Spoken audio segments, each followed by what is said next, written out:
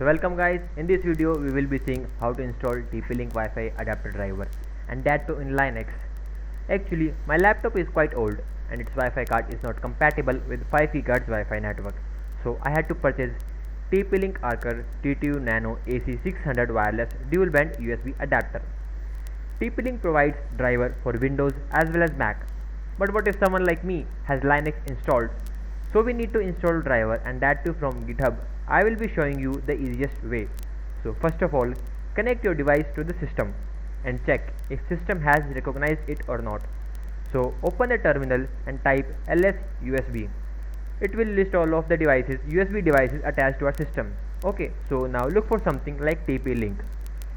Here it's my device with ID 2357011E, means USB Wi-Fi has been recognized. But what if your device has not been recognized? So don't worry, just unplug and replug it. Now we will install essential tools required to build driver in our system. So we will write command sudo apt and all. Okay, so you need not to worry because all commands are available in the description. Okay.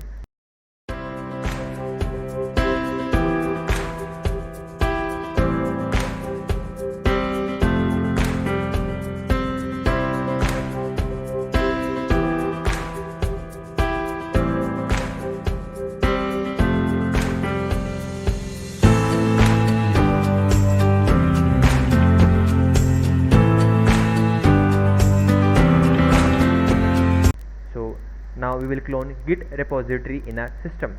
It may take some seconds.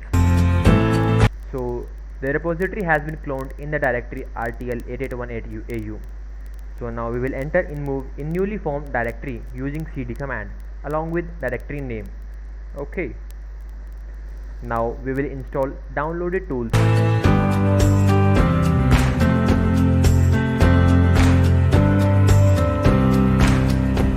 So I already have installed DKMS, that's why I'm getting this issue, but don't worry, as in your case of fresh installation you won't face it.